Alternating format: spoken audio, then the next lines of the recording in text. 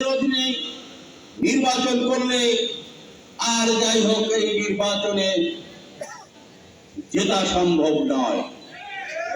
কারণ অতীত নির্বাচনগুলো যদি আমরা বিশ্লেষণ করি আমরা দেখতে পাবো দিনের ভোট রাতে হয়েছে, ভোট ছাড়া 153 জন এমপি নির্বাচিত হয়েছে। সেই কারণে বিএনপি সহ সারা বাংলাদেশের মানুষের প্রাণের দাবি ছিল একটি তত্ত্বাবধায়ক সরকার দিতে হবে, একটি স্বাধীন নির্বাচন কমিশন দিতে হবে এবং সেই স্বাধীন নির্বাচন কমিশনের অধীনে তত্ত্বাবধায়ক সরকারের অধীনে নির্বাচন হবে, যেই নির্বাচনে মানুষ ভোট দিয়ে তাদের পছন্দের প্রার্থীকে জয়যুক্ত করতে পারবে। সেই ভোটের অধিকার আদায়ের লড়াই ছিল বিএনপি, আর সেই লড়াই থেকে বিএনপি এখন পর্যন্ত এক পাও সরে না। প্রিয় ভাইরা, আজকে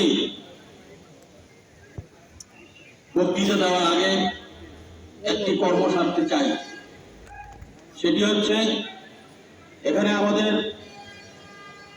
দুইজন প্রার্থী উপস্থিত আছেন, একজন ভাইস চেয়ারম্যান মেহেদী হাসান, আরেকজন চেয়ারম্যান প্রার্থী মাহমুদুল